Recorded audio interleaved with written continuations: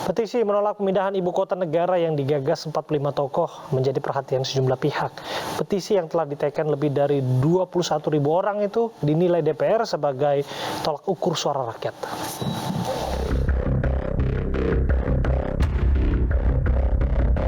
Pemindahan ibu kota negara dari Jakarta ke Kalimantan Timur terus menjadi sorotan.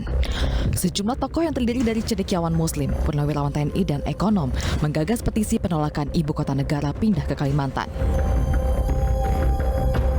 Petisi yang diinisiasi 45 tokoh itu diberi judul Pak Presiden 2022-2024 bukan waktunya memindahkan ibu kota negara. Hingga saat ini petisi telah diteken lebih dari 20.000 orang. Salah satu penggagas petisi Azumardi Azra menerangkan, petisi tersebut merupakan bentuk keprihatinan kondisi negara yang masih dipukul pandemi. Wakil Ketua DPR Sufmi Dasko Ahmad turut merespons petisi yang mendesak pemerintah membatalkan rencana pemindahan ibu kota negara. Menurut Dasko, baik secara langsung maupun daring, kebebasan berpendapat dijamin oleh konstitusi. Sementara inisiator petisi menilai antusiasme masyarakat dalam penandatanganan petisi menandakan Undang-Undang IKN yang menjadi landasan hukum pembangunan ibu kota baru cacat aspirasi publik.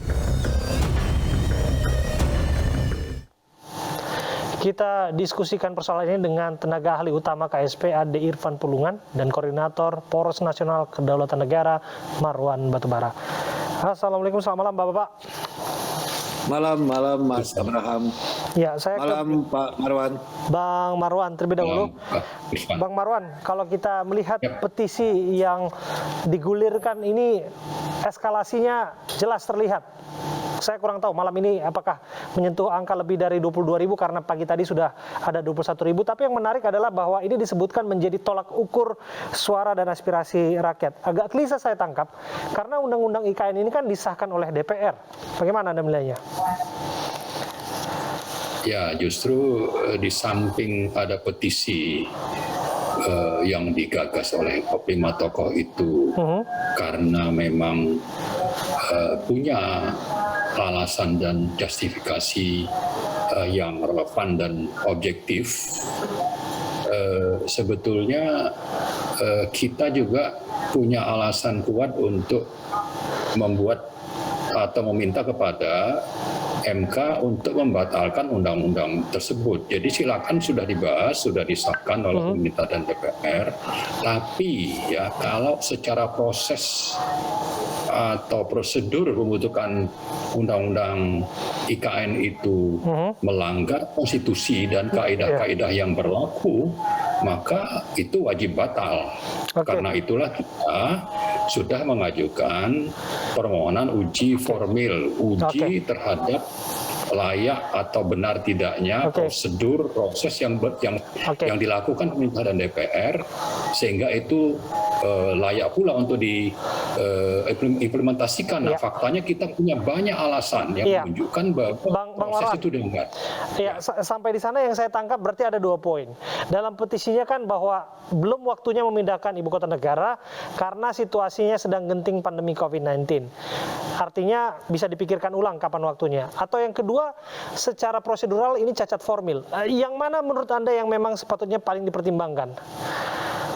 Kalau kita bicara bagaimana MK mengambil keputusan, maka uji formil itu didahulukan dibanding uji material.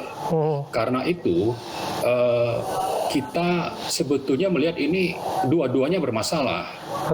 Ya, secara prosedural bermasalah, tapi juga secara faktual bicara tentang keuangan negara itu juga bermasalah. Sehingga kalau kita merujuk misalnya kepada alasan-alasan, ada 5 alasan yang kita kemukakan waktu mengajukan uji formil, di antaranya itu adalah proses yang tidak memperhitungkan misalnya perencanaan yang berkesinambungan.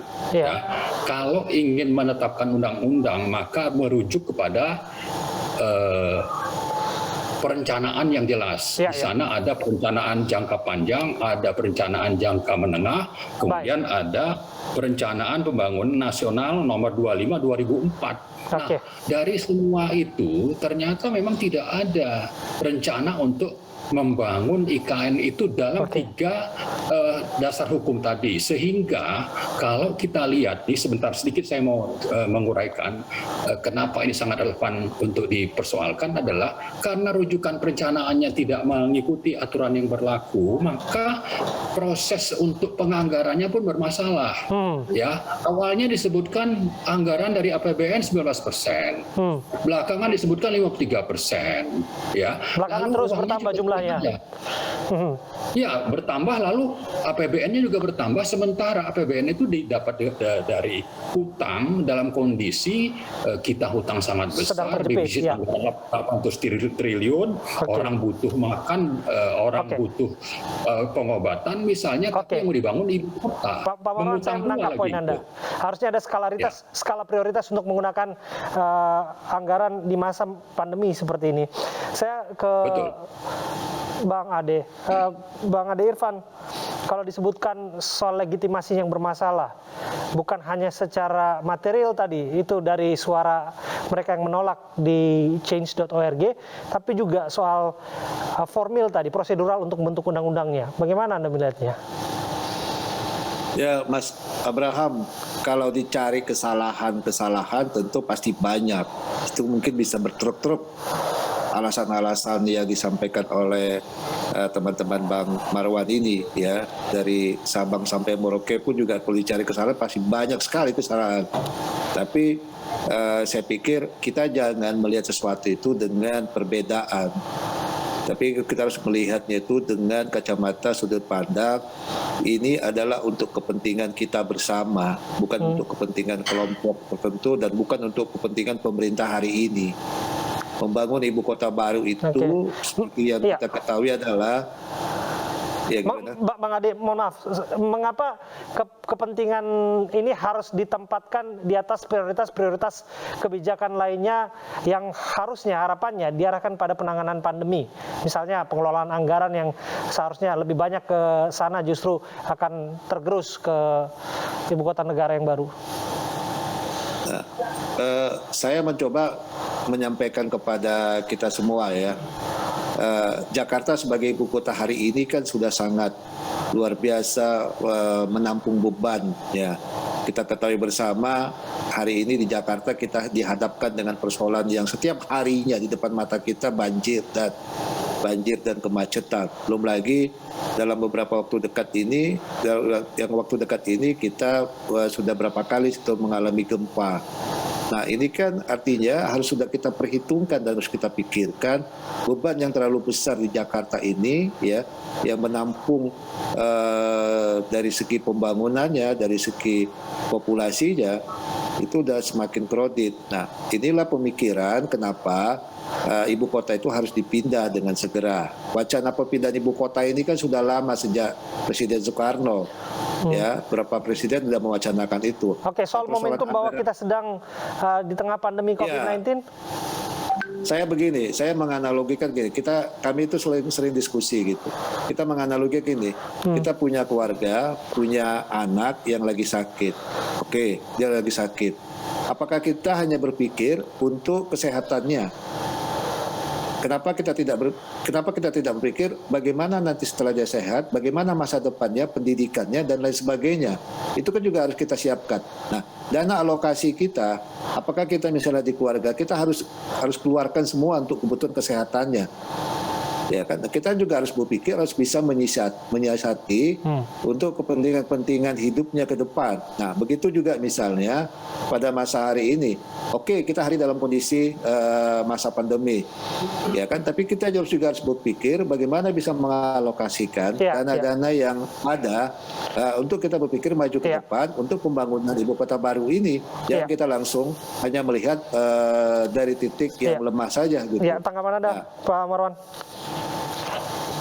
Ya, kita bicara soal defisit tahun ini 800 triliun dan ada sudah peringatan dari IMF supaya BI itu tidak lagi cetak uang untuk menutup defisit itu. Artinya tahun depan, tahun ini saja, jangankan tahun depan, itu defisit itu tidak akan tertutup. Karena apa? Karena kalau peringatan dari IMF itu dilanggar, maka akibat buruknya itu akan kita nikmati nanti ya. Kita nikmati dalam bentuk inflasi yang sangat tinggi. Artinya apa? Kalau Anda tidak bisa cetak uang, bicara kebutuhan pokok daerah, transfer ke daerah itu akan bermasalah. Ya, jadi ini bisa menjadi masalah besar bagi daerah karena tidak ada uang untuk membayar kebutuhan mereka yang pokok. Karena itu, sudahlah ini banyak hutang, lalu ada defisit yang tidak bisa ditutup dengan cetak uang oleh BI, Anda masih memaksakan membangun ibu kota baru yang tidak dibutuhkan sangat mendesak.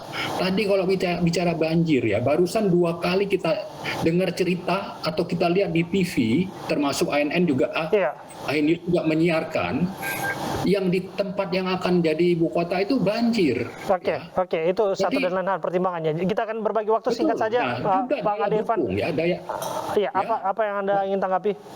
Ya, kalau kita bersikap pesimis, tentu tadi itu kita akan mencari kesalahan-kesalahan. Tapi kalau kita bersikap optimis dengan semangat yang tinggi, ya tentu kita berpikir maju, jangan berpikir lagi setback ke belakang. Ini banyak defisit anggaran, hutang apa sana sini. Tapi kita harus berpikir, Bang Marwan dari Sumatera Utara, ya dari kampung halaman, kita pergi ke Jakarta, tentu kita punya optimis, kita bisa hidup mengarungi pulau-pulau dan kita bisa sukses di Jakarta. Itulah semangat optimis. Nah, begitu juga kita harus membangun ibu kota Nusantara ini.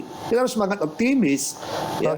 Republik ini itu banyak sumber daya alamnya yang limpah ruah. Kenapa nggak kita bisa memanfaatkan? Sekarang hari ini Presiden Jokowi memanfaatkan sumber daya alam kita. Tidak lagi bisa kita itu dijajah sumber daya alam kita. Kita ingin memperdayakan sumber daya alam kita dengan cara-cara begitulah. Ya, keuangan negara kita, insya Allah kedepannya akan lebih baik lagi pengelolaan sumber-sumber daya alam kita. Nah, itulah menjadi kebutuhan-kebutuhan kita ke depan untuk bagaimana bisa membangun ibu kota Nusantara ini. Ya, kita tunggu tindak lanjutnya nanti ya. Terima kasih atas waktu Anda berdua, Bapak. Sayang sekali waktu kita terbatas. Sedikit saya menambahkan bahwa kita melakukan apa yang sedang kita perjuangkan saat ini itu dijamin oleh undang-undang. Jadi semuanya harus based on constitution ya. Itu yang harus kita tunggu nanti seperti tidak bisa pemerintah itu mengatakan ayo kerja sama-sama, tidak bisa hanya begitu tanpa partisipasi publik kita menghargai punya hak. Kita menghargai oleh undang-undang. Ya, jadi bukan karena kita ini mentang-mentang tidak, tapi ada dasarnya yang dijamin undang-undang untuk kita lain kesempatan kita akan berdiskusi Bapak. Sangat disayangkan waktu kita sudah habis. Terima kasih Pak Ade Irfan, terima kasih Pak Marwan Batubara.